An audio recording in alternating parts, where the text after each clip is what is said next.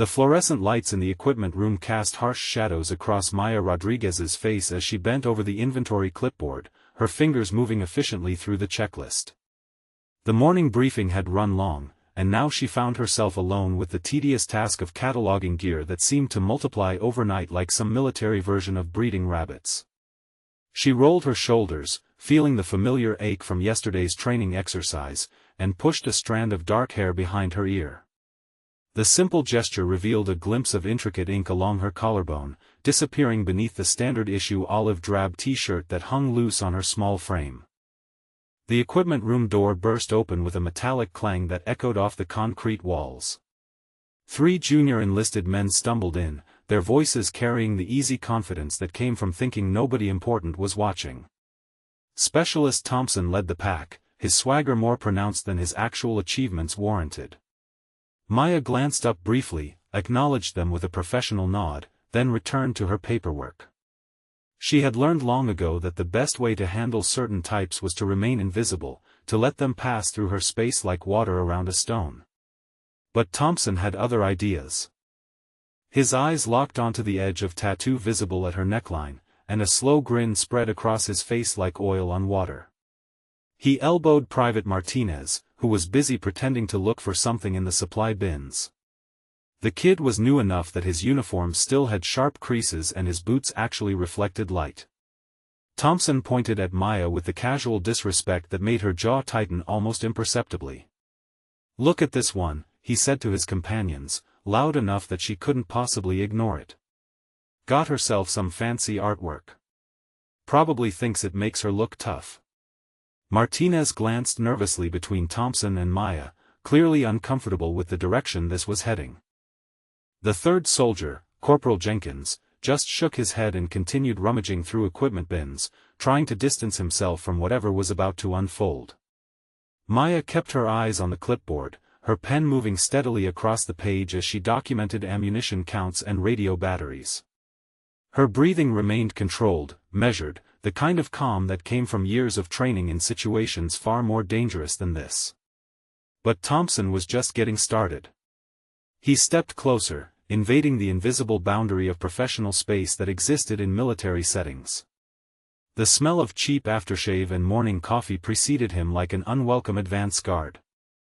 "What is that supposed to be anyway?" he continued, his voice taking on the mocking tone that bullies had perfected since elementary school playgrounds. "Some kind of butterfly or something girly like that. Really professional looking there, Rodriguez." The pen in Maya's hand paused for just a fraction of a second before continuing its steady movement. She had faced down insurgents in desert compounds and navigated political minefields in briefing rooms filled with men who thought her presence was either a joke or a distraction. This was neither her first rodeo nor her most challenging opponent. "Where in the world are you watching from and what time is it there?" Sometimes the most interesting stories unfold in the most ordinary places, where assumptions run wild and truth waits patiently in the shadows. Jenkins finally found what he was looking for and headed toward the door, clearly wanting no part of Thompson's entertainment.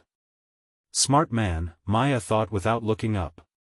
Some battles were worth fighting, and some people were worth ignoring until they revealed their true colors completely. Thompson wasn't finished though. He leaned against the supply shelf, settling in like he planned to make this a longer conversation than Maya had patience for.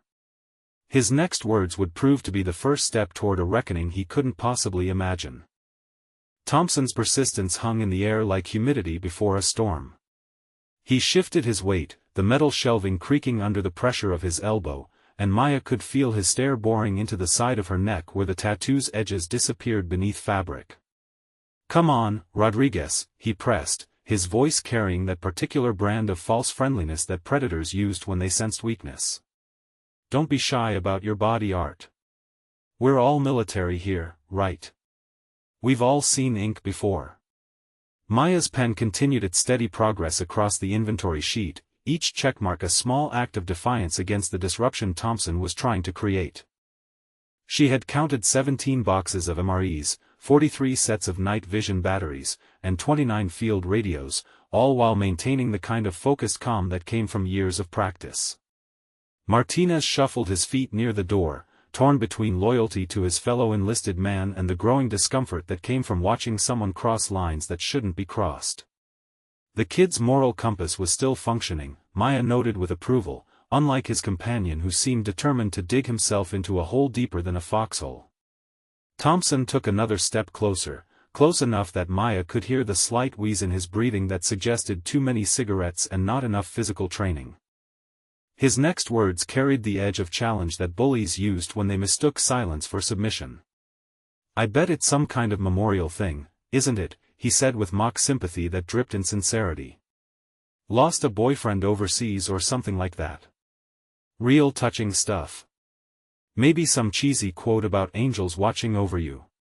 The pen in Maya's hand stilled completely this time. Not because Thompson had struck a nerve, but because he had just stepped over a line that revealed more about his character than any fitness report ever could. The tattoo was indeed a memorial, but not in the way his limited imagination could comprehend. Maya set the clipboard down on the supply shelf with deliberate precision, each movement controlled and purposeful. She turned to face Thompson directly for the first time since he had entered the room, and something in her posture made Martinez take an unconscious step backward. Her dark eyes held the kind of steady focus that made experienced soldiers check their 6 and junior enlisted men suddenly remember urgent tasks elsewhere. Thompson, however, was too committed to his performance to recognize the warning signs that were as clear as signal flares in a night sky. "Actually," she said in a voice that carried the quiet authority of someone accustomed to being heard the first time she spoke, "it's a tribute to my team. The ones who didn't make it home." Thompson's grin widened, mistaking her response for vulnerability rather than the patient explanation she was offering before the conversation took a turn he couldn't walk back from. "Oh, that's even better," he said, his voice rising with false enthusiasm. "Let me guess, you were some kind of support personnel. Maybe a medic or something. Got attached to some real soldiers and now you think their sacrifice makes you special." Martinez winced audibly at his companion's words, recognizing cruelty even if he lacked the courage to confront it directly. The young private had been raised better than this, and his discomfort was written across his features like graffiti on a wall. Maya studied Thompson's face with the kind of clinical detachment she had once used to assess threats through a rifle scope. He was the type who had probably spent his entire military career in safe assignments, pushing papers and counting days until retirement, building his self-worth by tearing down others who had actually answered the call when it mattered. Have you ever witnessed someone completely misjudge a situation so badly that you knew they were about to face consequences they never saw coming? Sometimes the most dangerous assumptions are the ones we make about people who choose to remain quiet. She reached up slowly, deliberately, and pulled the collar of her t-shirt aside just enough to reveal more of the intricate artwork that decorated her collarbone. What Thompson saw made his confident expression flicker like a candle in wind, though he was too committed to his course to change direction now. The tattoo was not the amateur ink of a weekend warrior or the sentimental memorial he had imagined. It was precise, detailed, and carried symbols that spoke of achievements earned in places where mistakes meant death and excellence was the only currency that mattered. But Thompson's education was just beginning, and the lesson was going to be more comprehensive than anything he had learned in his comfortable military career. Thompson's eyes narrowed as he studied the revealed portion of Maya's tattoo, his brain struggling to process details that didn't fit his preconceived narrative. The artwork was far more sophisticated than he had expected, with clean lines and precision that spoke of expensive professional work rather than barracks room amateur hour. But instead of backing down, he doubled down on his assumptions with the stubborn persistence of a man who had never learned when to quit. "Nice ink," he said with exaggerated appreciation that fooled no one in the room. "Must have cost a fortune on a soldier's pay. Daddy help you out with that, or did you find some other way to earn the money?" The implication hung in the air like smoke from a battlefield, ugly and unmistakable. Martinez actually took another step toward the door, his face flushing with embarrassment at his companion's crudeness. Even he recognized that Thompson had just crossed from harassment into territory that could end careers and ruin lives. Maya's expression didn't change, but something shifted in the atmosphere of the room, like the moment before lightning strikes when the hair on your arm stands up and smart people seek shelter. She adjusted her collar back into place with movements that were precise as a rifle bolt cycling, each gesture deliberate and controlled. The equipment room door opened again, and Sergeant First Class Williams entered with the purposeful stride of a senior non-commissioned officer who had places to be and tasks to accomplish. He was old-school military, the kind of soldier who had earned his stripes through deployment after deployment and expected professionalism from everyone under his command. Williams took in the scene with the practiced eye of someone who had broken up more confrontations than he cared to count. 3 enlisted personnel, 1 female soldier clearly being harassed, and enough tension in the air to cut with a bayonet. His weathered face hardened into the expression that junior soldiers learned to fear more than enemy fire. "What's going on in here?" he demanded, his voice carrying the authority of 2 decades in uniform. "This is supposed to be equipment inventory, not social hour." Thompson straightened slightly but maintained his cocky demeanor, apparently believing that his harassment would be overlooked or dismissed as harmless banter between soldiers. "Just getting to know Rodriguez here, Sergeant," he replied with false casualness. "Admiring her artwork." Williams' eyes flicked to Maya, taking in her professional posture and the controlled calm that spoke of someone accustomed to handling difficult situations without backup. He had served long enough to recognize the difference between someone who needed protection and someone who was choosing restraint over retaliation. "Rodriguez," Williams said in a tone that invited honest response, "you having any problems here that need addressing through proper channels?" Maya met his gaze directly, and for a moment Williams saw something in her eyes that made him pause. There was a depth there, a weight of experience that didn't match her apparent rank or the standard personnel file he thought he remembered. It was the look of someone who had seen things and done things that left permanent marks on the soul. "No problems, Sergeant," she replied evenly. "Just completing the inventory as requested." Thompson's grin returned, interpreting her response as weakness rather than the professional courtesy it actually represented. "See, Sergeant," he said with renewed confidence. "We're all just getting along fine here. Rodriguez was just showing us her memorial tattoo for her fallen friends." The way he emphasized the word friends carried enough innuendo to make Williams' jaw tighten with disapproval. The sergeant had daughters of his own, and he had zero tolerance for the kind of harassment that made good soldiers question whether they belonged in uniform. But before Williams could respond, Maya spoke again, her voice carrying a quiet authority that made both senior and junior soldiers pay attention in ways they hadn't expected. "Actually, Sergeant," she said with the patient tone of someone correcting a persistent misunderstanding, "it's not exactly a memorial. It's more of a unit identifier. From my previous assignment."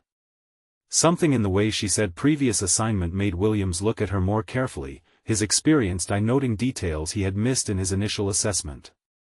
The way she stood, the controlled breathing, the alert stillness that suggested someone always ready to respond to threats from any direction. Thompson, however, remained obliviously committed to his course of harassment, apparently believing that having an audience would somehow validate his behavior rather than expose it for what it truly was. Williams studied Maya with the calculating gaze of a soldier who had learned to read people the way others read field manuals. Her mention of a previous assignment carried weight that didn't match her current position doing equipment inventory in what should have been a routine support role. "Previous assignment," he repeated slowly, his tone inviting elaboration without demanding it. The kind of careful questioning that experienced sergeants used when they sensed there was more to a story than appeared on the surface. Thompson, apparently oblivious to the undercurrents swirling around him like riptides, chose that moment to escalate his harassment to new heights of stupidity. "Oh come on, Rodriguez," he said with exaggerated disbelief. "What kind of previous assignment could someone like you have had that would rate special unit tattoos? Were you a cook or something? Maybe laundry specialist?" Martinez had given up all pretense of looking for equipment and was now standing by the door like a man ready to evacuate at the first sign of incoming artillery. His survival instincts were clearly more developed than his companions, and he recognized that Thompson was walking into a minefield with the confidence of someone who had never seen an explosion up close. Maya's fingers drummed once against the metal shelf, a barely perceptible gesture that Williams caught because he had spent years watching for the small tells that separated professional soldiers from weekend warriors. The movement was controlled, deliberate, and carried the kind of restrained energy that came from extensive training in violence management. "Actually," she said in a tone that remained professionally neutral despite the provocation, "I was with a maritime unit. Special Operations Focus." The words hung in the air like smoke signals, carrying meaning that Williams immediately recognized even if Thompson remained characteristically dense. Maritime Special Operations was a very specific and very exclusive club, one that didn't hand out membership cards to anyone who couldn't meet standards that eliminated 99% of applicants before they even began training. Williams felt his estimation of the situation shifting like sand beneath his feet. Maya Rodriguez wasn't some support personnel who had gotten a fancy tattoo to impress her friends. She was something else entirely, something that made her presence in this equipment room doing routine inventory work suddenly seem very strange indeed. Thompson, however, had apparently decided that doubling down on ignorance was his best strategic option. "Maritime unit," he repeated with a laugh that sounded forced even to his own ears. "Like the Navy or something.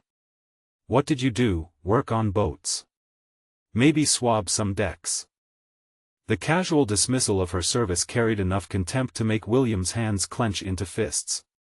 He had served alongside special operations personnel in 3 different theaters, and he knew the kind of selection and training that went into creating those units. The failure rate alone was enough to earn respect from anyone with sense. Maya's response was delivered with the kind of patience that teachers used when explaining basic concepts to particularly slow students. "Not exactly boats," she said quietly.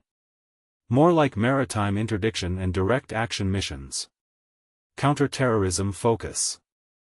The technical language should have been a warning to anyone paying attention, but Thompson seemed determined to prove that his capacity for misunderstanding had no practical limits. He leaned against the supply shelf with the casual arrogance of someone who had never faced consequences for his actions and apparently believed he never would. "Counter-terrorism," he repeated with mock seriousness. "Right. And I suppose you were some kind of super soldier or something. Running around with machine guns and explosives like in the movies." Williams watched Maya's face carefully as Thompson continued his performance, noting the micro-expressions that flickered across her features like shadows on water. There was amusement there, but it was the dark kind of humor that came from knowing things that other people couldn't imagine. "Something like that," she replied with understatement so profound it was almost artistic in its restraint. The door to the equipment room opened again, and this time the person who entered would change everything about the conversation that had been unfolding. But Thompson was still talking, still digging his hole deeper with every word, apparently unaware that his time as the dominant force in this encounter was about to come to a very abrupt end. The newcomer's boots echoed against the concrete floor with the measured cadence of someone accustomed to command, and Maya's posture shifted almost imperceptibly as she registered the sound and its implications. Commander Jake Morrison entered the equipment room with the purposeful stride of someone who had navigated hostile territory in places where maps ended and legends began. His presence filled the space immediately, carrying the weight of authority that came from leading men and women through situations where failure meant death and success was measured in lives saved rather than promotions earned. Thompson was still in the middle of another dismissive comment about Maya's claimed military background when Morrison's appearance cut through his monologue like a blade through silk. The commander's eyes swept the room with tactical precision, taking in the personnel positions, the tension levels, and the general atmosphere with the practiced assessment of someone accustomed to reading dangerous situations quickly and accurately. Williams straightened to attention immediately, recognizing both the rank insignia and the bearing of someone whose presence demanded immediate respect. "Commander," he said with the crisp professionalism that senior non-commissioned officers reserved for field-grade officers who had earned their positions through combat rather than politics. Morrison acknowledged the sergeant with a brief nod, but his attention was already focused on Maya with an intensity that made everyone else in the room suddenly feel like spectators at an event they didn't fully understand. His gaze moved from her face to the visible edge of tattoo at her neckline, and something shifted in his expression like recognition dawning after a long absence. Thompson, apparently immune to social cues and situational awareness, chose that moment to continue his harassment campaign with renewed enthusiasm. "Commander," he said with false camaraderie, "maybe you can help us out here. Rodriguez claimed she was some kind of special operations maritime warrior or something. We were just having a little fun with her stories. The words hung in the air like unexploded ordnance, dangerous and volatile, waiting for the wrong move to trigger consequences that would reshape everything in their blast radius. Morrison's eyes shifted to Thompson with the cold focus of a predator evaluating potential threats, and the temperature in the room seemed to drop several degrees. Maya remained perfectly still, her breathing controlled and measured, but there was something in her posture that suggested she was watching the situation unfold with the detached interest of someone who knew exactly how this scene was going to end. Her dark eyes held a glimmer of anticipation, like a chess master watching an opponent make the final move that would lead to inevitable checkmate. Stories, Morrison repeated in a voice that carried the quiet authority of someone accustomed to being obeyed without question. His tone was conversational, almost friendly, but underneath the surface lay something that made Williams take an unconscious step backward and Martinez edge even closer to the door. Have you ever been in a situation where you realized too late that you completely misunderstood who you were dealing with? Sometimes the most dangerous people are the ones who choose to blend into the background until circumstances force them to step forward.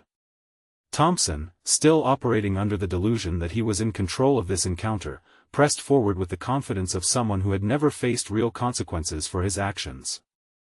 "Yeah, she's been telling us about her maritime counterterrorism experience," he said with air quotes that would have been insulting even if Maya had been lying. "Pretty impressive stories for someone doing equipment inventory." Morrison's gaze moved back to Maya, and this time his focus settled on the tattoo with laser intensity.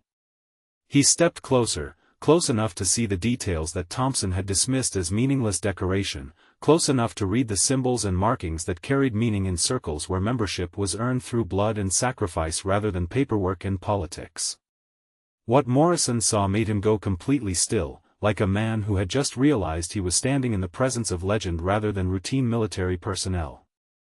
His eyes widened slightly, the first crack in his professional composure, and when he spoke again his voice carried a weight of respect that transformed the entire dynamic of the room. "Chief Petty Officer Rodriguez," he said quietly, and the use of her actual rank hit the room like a thunderclap in a clear sky. The formal address carried implications that made Williams straighten even further and caused Thompson's confident expression to flicker like a candle in hurricane wind. But Morrison wasn't finished. His next words would shatter Thompson's worldview like glass hitting concrete, revealing truths that would echo through this military installation for years to come. The silence that followed Morrison's use of Maya's actual rank stretched like a taut wire about to snap.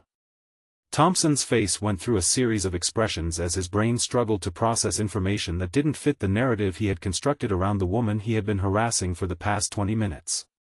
"Chief Petty Officer," Thompson repeated slowly, the words sounding foreign in his mouth like he was speaking a language he didn't understand. "But she's just doing equipment inventory. She's not wearing any rank insignia." Morrison's eyes never left Maya's face as he responded, but his words were directed at Thompson with the kind of measured patience that experienced commanders used when explaining tactical realities to personnel who had never seen actual combat. "Chief Rodriguez is on temporary assignment, specialist. Her current duties don't reflect her permanent status or her operational background." Williams watched the exchange with growing understanding, pieces of a puzzle clicking into place in his experienced mind. Maya's calm under pressure, her controlled responses, the way she had handled Thompson's harassment without ever losing her professional composure. It all made sense now in ways that should have been obvious to anyone paying attention. Maya remained perfectly still, neither confirming nor denying Morrison's words, but there was something in her posture that suggested she was content to let the truth emerge at its own pace. Her dark eyes held the quiet confidence of someone who had never needed validation from others because her achievements spoke for themselves in circles where such things mattered. Morrison stepped closer to Maya, his attention focused entirely on the intricate artwork that decorated her collarbone. From his new angle, he could see details that had been hidden from Thompson's casual observation, symbols and markings that carried meaning in the special operations community like a secret language written in ink and sacrifice. "The Trident," he said quietly, his voice carrying a note of recognition that made Williams lean forward to catch every word. "SEAL Team 6. Maritime Counterterrorism Unit. The words hit the room like incoming artillery, transforming the atmosphere from casual confrontation to something approaching reverence. Thompson's face went pale as the implications began to penetrate his consciousness, his cocky demeanor evaporating like morning fog under desert sun. Maya's slight nod confirmed what Morrison had already recognized, and the gesture carried more weight than a chest full of medals or a wall covered with commendations. SEAL Team 6 was not just special operations. It was the pinnacle of military excellence, the unit that handled missions so classified that most people would never know they had happened. What would you do if you discovered that someone you had been mocking was actually one of the most elite warriors in the world? Sometimes the quietest people in the room are the ones with the most dangerous skills. Thompson's mouth opened and closed like a fish out of water, his brain finally beginning to process the magnitude of his mistake. He had spent the better part of half an hour harassing someone whose military credentials made his own service record look like a child's crayon drawing compared to a masterpiece. Martinez had gone completely silent by the door, his face a mixture of horror and fascination as he watched his companion realize that he had been insulting someone whose combat experience included operations that would never be declassified or acknowledged by any official government source. Morrison continued his examination of Maya's tattoo with the reverence of someone viewing a sacred artifact. The details were exquisite, each line and symbol carrying meaning that spoke of missions completed and teammates lost in places where heroes were made and legends were born. Operation Neptune Spear, he said softly, recognizing specific markings that commemorated missions known only to those who had participated or commanded them. Bin Laden takedown. You were part of the assault team. The statement wasn't a question, and Maya's response was a slight inclination of her head that confirmed what Morrison already knew. She had been part of the most famous special operations mission in modern military history, one of the warriors who had tracked down and eliminated the world's most wanted terrorist in his Pakistani compound. Thompson's legs seemed to lose their strength, and he sagged against the supply shelf like a man who had just realized he had been standing on the edge of a cliff without knowing it. The woman he had been calling weak and unprofessional had accomplished more in a single mission than most soldiers achieved in entire careers. But Morrison wasn't finished with his revelations, and the next detail he noticed on Maya's tattoo would complete Thompson's education in the most humbling way possible. Morrison's examination of Maya's tattoo continued with the focused intensity of someone reading a historical document that had been written in blood and sacrifice. His finger traced the air just above the intricate artwork, careful not to make contact while studying symbols that told a story few people would ever be qualified to understand. The small anchor with crossed rifles beneath the trident caught his attention, and his breath drew in sharply as recognition dawned. Maritime Interdiction Specialist, he said with growing respect. Counter-piracy operations off the Horn of Africa. You were part of the Maersk Alabama rescue team. Thompson's face had gone from pale to gray, the color of concrete in winter rain. The Maersk Alabama incident had been international news, the dramatic rescue of Captain Phillips from Somali pirates that had showcased American military precision to the world. Movies had been made about the operation, but the real warriors who had executed the mission remained largely anonymous. Maya's slight nod confirmed Morrison's assessment, but she remained professionally silent, allowing her service record to speak through the permanent ink that decorated her skin like medals earned in places where medals couldn't capture the true cost of victory. Williams found himself reassessing every interaction he had witnessed over the past months, realizing that Maya Rodriguez had been moving through their installation like a ghost, her true capabilities hidden beneath the mundane routine of equipment inventory and administrative duties. How many times had he seen her and never recognized that he was in the presence of living military history? Morrison continued his analysis with the reverence of a scholar examining ancient texts. The small skull with crossbones positioned just below the anchor carried meaning that made him pause, his expression growing more serious as understanding deepened. Direct action missions, he said quietly. High-value target elimination. The skull isn't decoration, it's a mission count.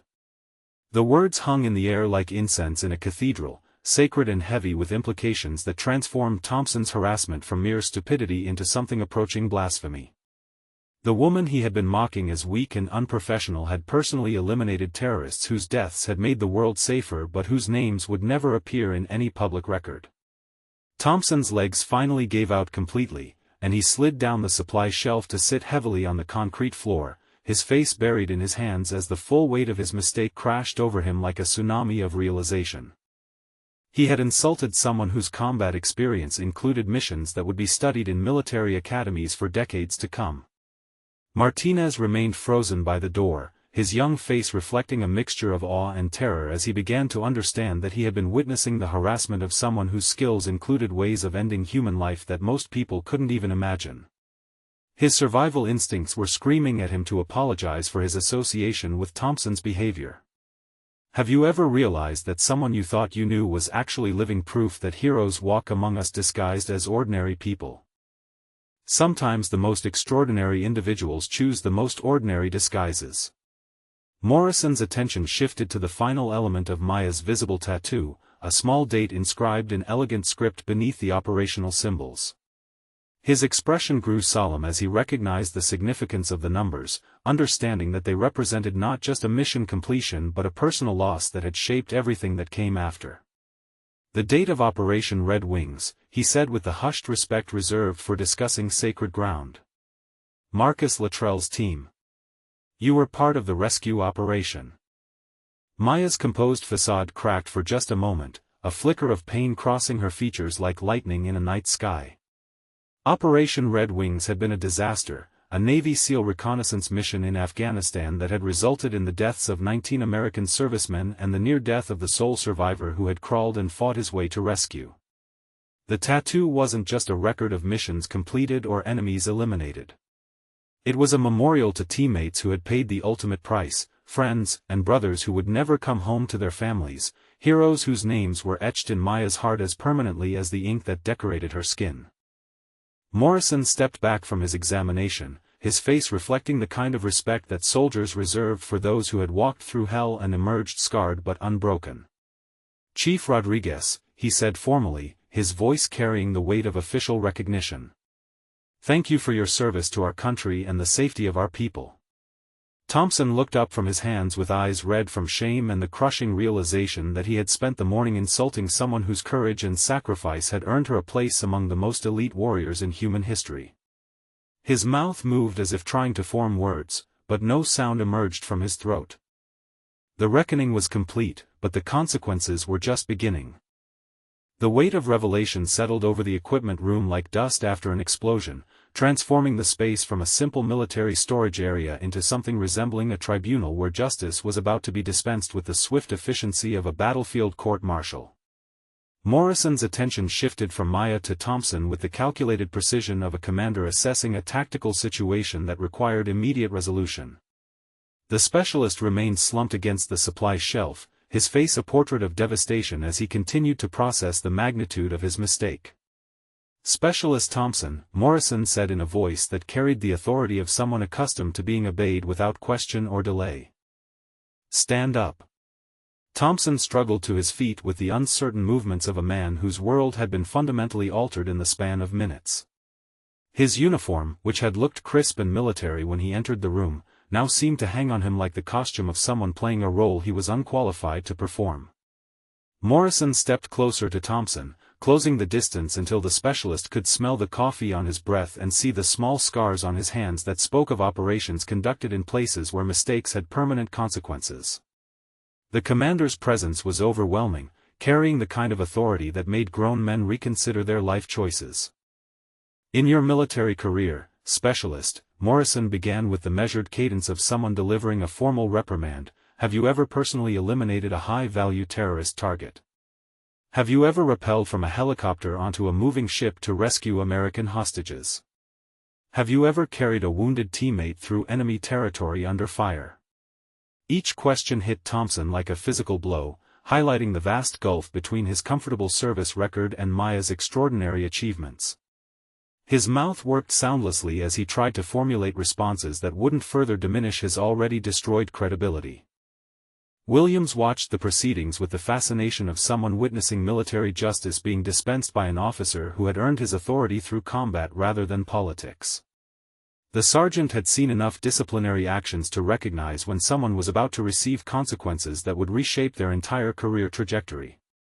Maya remained perfectly still throughout Morrison's interrogation of Thompson, her expression calm and professional, but there was something in her eyes that suggested she was watching the proceedings with the detached interest of someone who had seen justice dispensed in much harsher environments than military equipment rooms. The answer to all those questions, Thompson, Morrison continued without waiting for responses that they both knew would be negative, is no. You have never done any of those things. You have spent your entire military career in support roles, pushing papers and counting supplies, while warriors like Chief Rodriguez have been defending our nation in ways you cannot even comprehend. Thompson's legs trembled as Morrison's words stripped away every shred of false confidence and unearned arrogance that had characterized his behavior for the past hour. The man who had entered the room ready to mock and harass a fellow service member now stood exposed as someone whose military contributions were insignificant compared to the woman he had been tormenting. Morrison turned slightly to include Williams in his assessment, recognizing the senior non-commissioned officer as someone whose experience qualified him to understand the gravity of the situation.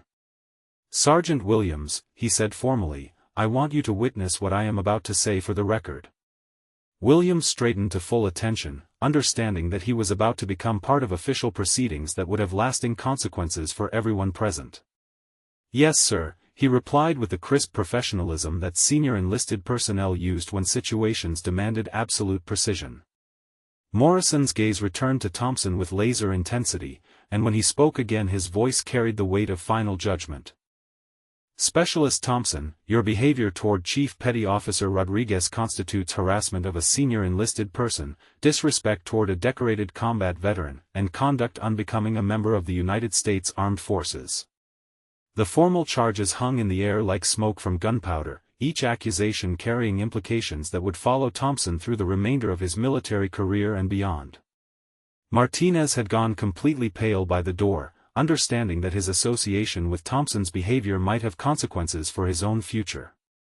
But Morrison was not finished with his assessment of Thompson's actions, and the next phase of his response would demonstrate why SEAL commanders were respected throughout the military for their ability to handle personnel issues with the same precision they brought to combat operations. Morrison's assessment of Thompson continued with the methodical thoroughness of someone documenting evidence for a formal investigation that would have far-reaching consequences throughout the chain of command.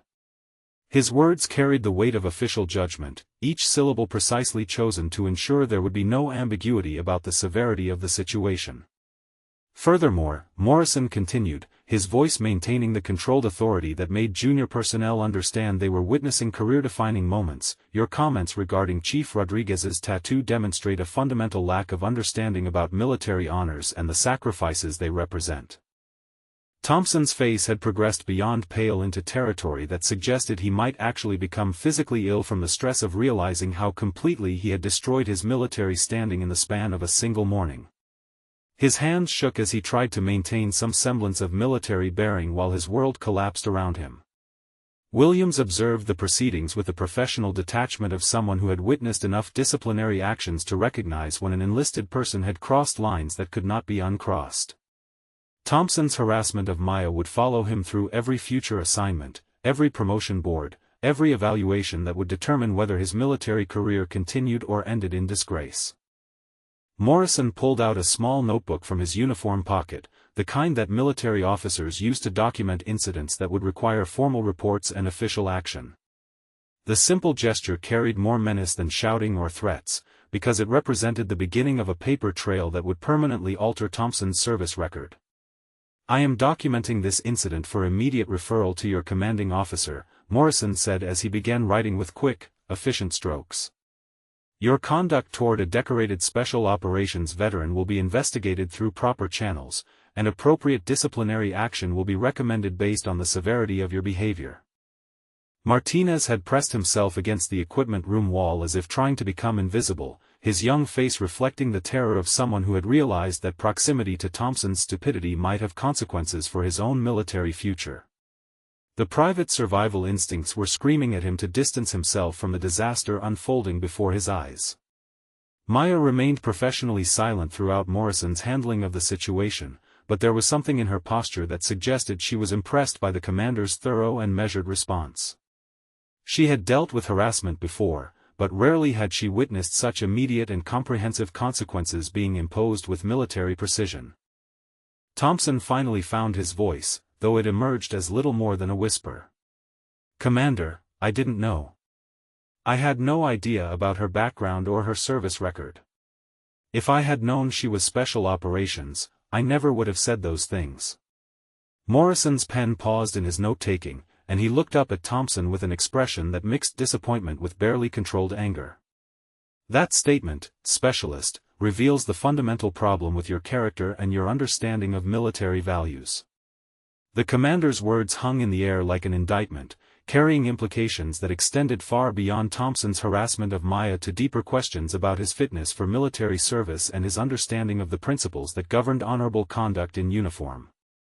"The fact that you believe Chief Rodriguez's service record should determine how you treat her demonstrates that you fundamentally misunderstand what it means to serve with honor," Morrison continued, his voice gaining intensity without losing its controlled professionalism. "Every person in uniform deserves respect and professional treatment regardless of their assignment or their background." Thompson's attempt at an excuse had only succeeded in digging his hole deeper, revealing attitudes that would require comprehensive remediation if he were to continue serving in any capacity that involved interaction with fellow service members. His comment suggested that he viewed harassment as acceptable behavior unless the target happened to be someone whose achievements commanded his respect. Williams nodded slightly at Morrison's assessment, recognizing the wisdom of a commander who understood that military discipline was not just about punishment but about teaching fundamental values that made effective military service possible. Thompson's behavior reflected training failures that extended beyond simple harassment into areas of character and judgment. Morrison returned to his note-taking with renewed purpose, documenting not just Thompson's original harassment but his subsequent attempt to justify the behavior based on ignorance about Maya's background. The additional evidence would strengthen any formal disciplinary action while highlighting the comprehensive nature of Thompson's failure to understand military standards. But the commander's response to Thompson's behavior was not yet complete, and the final phase of his intervention would demonstrate why SEAL leadership was respected throughout the military for its combination of decisive action and unwavering commitment to military values. Morrison closed his notebook with the decisive snap of someone who had completed a task that would have lasting consequences for everyone present. The sound echoed through the equipment room like the closing of a chapter in Thompson's military career, marking the end of his comfortable assumption that actions came without accountability. "Chief Rodriguez," Morrison said, turning to address Maya with the formal respect that her rank and service record demanded, "I apologize on behalf of the United States Navy for the unprofessional treatment you have endured this morning. Your service to our nation deserves better than the harassment you have been subjected to by personnel who clearly lack understanding of military values and honor." Maya's slight nod acknowledged the apology while maintaining the professional composure that had characterized her behavior throughout the entire confrontation. Her dark eyes held a glimmer of satisfaction, not at Thompson's destruction but at seeing military justice applied with the precision and thoroughness that made the system work when commanded by officers who understood their responsibilities. Williams watched the proceedings with growing respect for Morrison's handling of a situation that could have easily escalated into something much worse if left unaddressed. The commander's immediate recognition of Maya's background and his swift response to Thompson's harassment demonstrated the kind of leadership that made military units function effectively. Morrison turned his attention back to Thompson, who remained standing against the supply shelf like a man awaiting execution. The specialist's earlier arrogance had been completely replaced by the hollow expression of someone whose comfortable worldview had been shattered by contact with reality. "Specialist Thompson," Morrison continued with the authority of someone delivering final judgment, "you will report to your commanding officer immediately following this encounter. You will explain in detail the behavior that has been documented in my report, and you will face whatever disciplinary action is deemed appropriate for harassment of a senior enlisted person and disrespect toward a decorated combat veteran." The formal pronouncement carried weight that extended far beyond immediate punishment to encompass Thompson's entire future in military service. His conduct would be reviewed by officers whose own combat experience would make them particularly unsympathetic to harassment of someone whose achievements dwarfed anything in Thompson's service record. Martinez finally found the courage to speak, his voice barely above a whisper as he addressed Morrison with the desperate respect of someone hoping to avoid guilt by association. "Commander, I want it on record that I did not participate in any harassment of Chief Rodriguez. I was just looking for equipment when Specialist Thompson began his inappropriate behavior." Morrison's gaze shifted to the young private, evaluating him with the practiced eye of someone accustomed to assessing personnel under stress.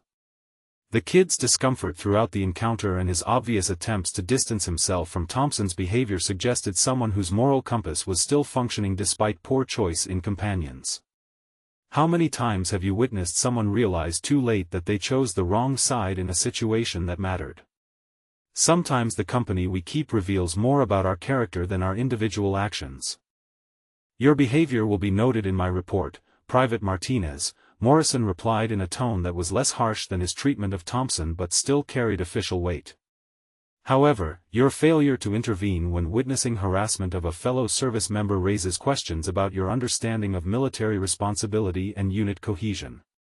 Martinez's face flushed with shame as he realized that his passive observation of Thompson's behavior carried its own consequences.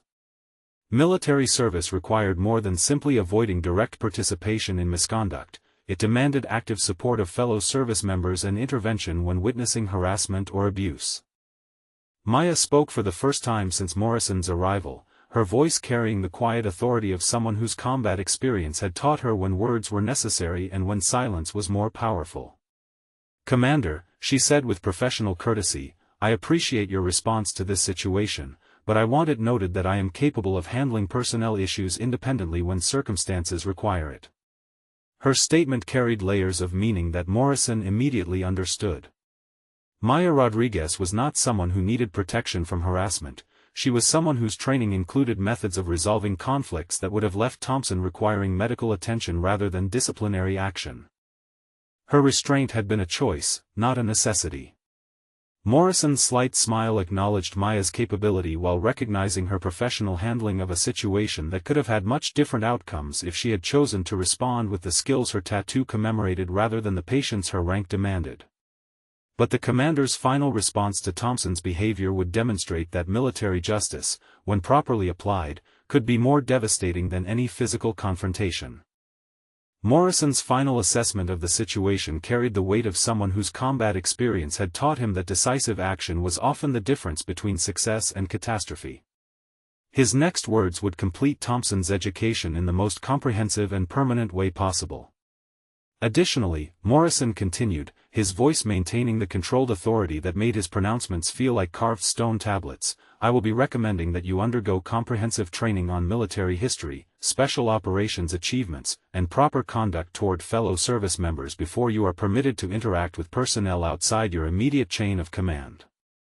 The recommendation hit Thompson like incoming artillery, because it meant his movement within the installation would be restricted until he could demonstrate understanding of the very principles he had violated through his harassment of Maya.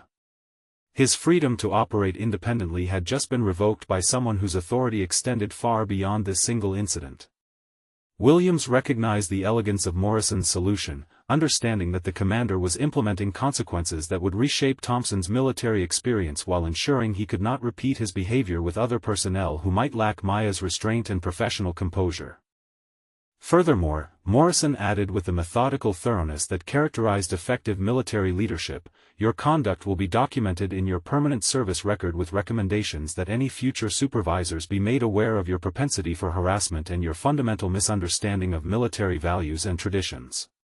The permanent documentation meant Thompson's behavior would follow him through every transfer, every promotion board, and every assignment for the remainder of his military career. His actions in this equipment room would become part of his official identity within the military system, a scarlet letter written in bureaucratic language that would influence every future opportunity. Maya watched Morrison's comprehensive response with the professional appreciation of someone who had served under commanders whose decisiveness had saved lives in much more dangerous situations. The thoroughness of his intervention demonstrated why SEAL leadership was respected throughout the military for its combination of swift action and long-term strategic thinking.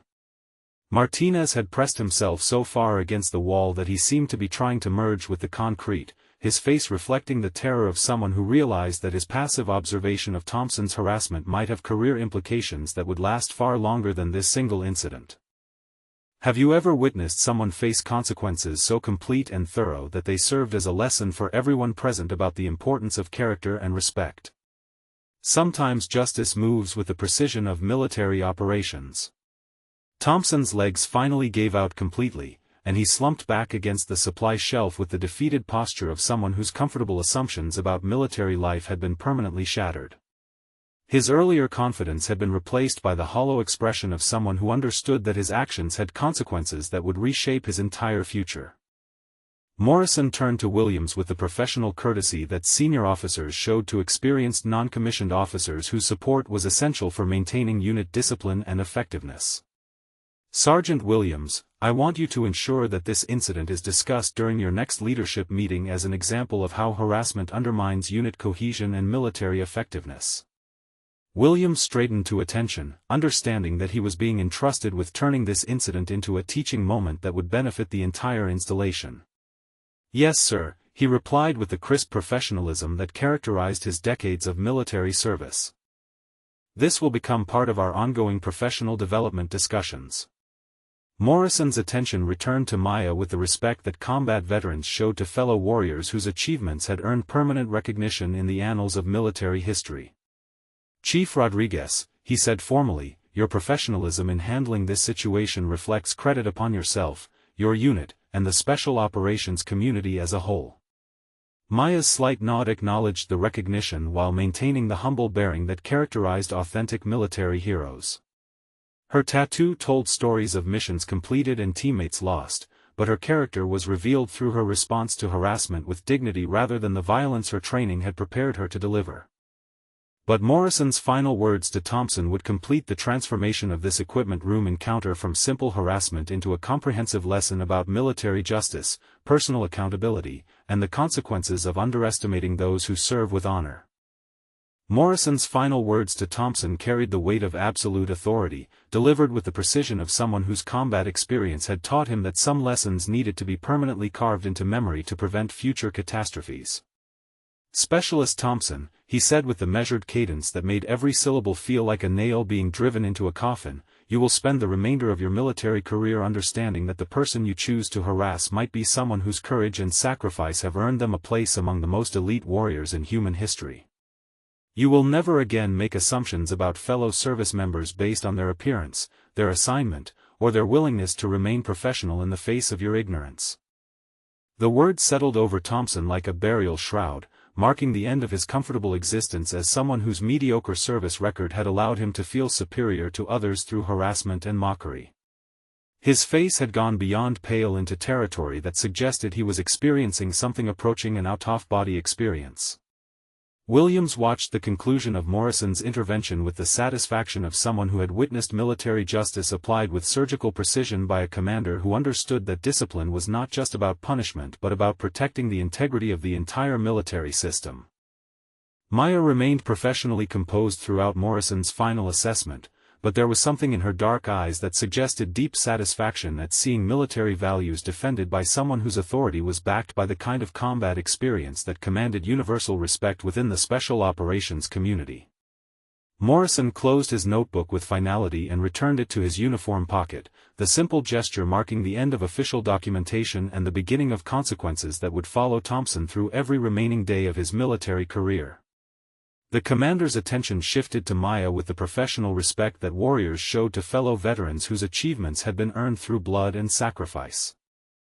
Chief Rodriguez, Morrison said with formal courtesy, if you require any assistance completing your current assignment or if you experience any further harassment from personnel who lack understanding of proper military conduct, please contact my office directly.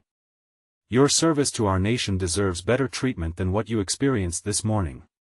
Maya's slight smile acknowledged Morrison's offer while maintaining the quiet confidence of someone who had never needed protection but appreciated seeing military leadership function as it was designed to protect all service members from harassment and discrimination.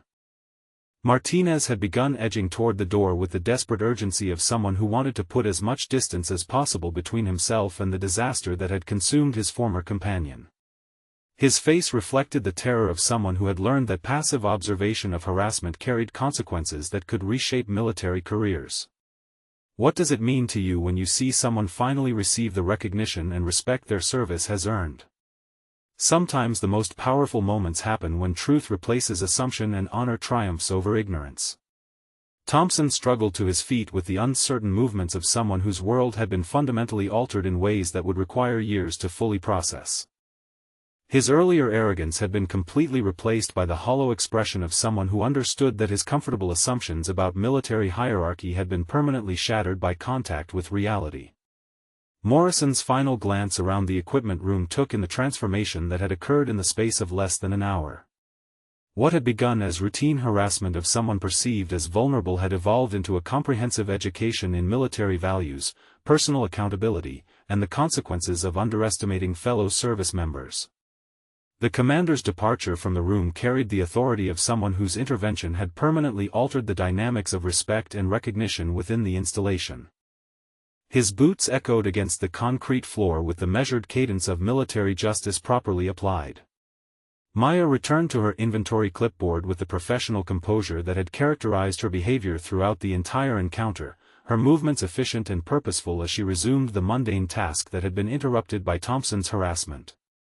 But the equipment room would never be the same space it had been before Morrison's intervention. The air itself seemed different, charged with the understanding that assumptions about fellow service members could have consequences that extended far beyond simple embarrassment into territory that could destroy military careers and reshape entire installations. Thompson's education in military reality was complete, but the lessons learned in that equipment room would echo throughout the base for years to come, serving as a permanent reminder that heroes often choose the most ordinary disguises while they serve among us.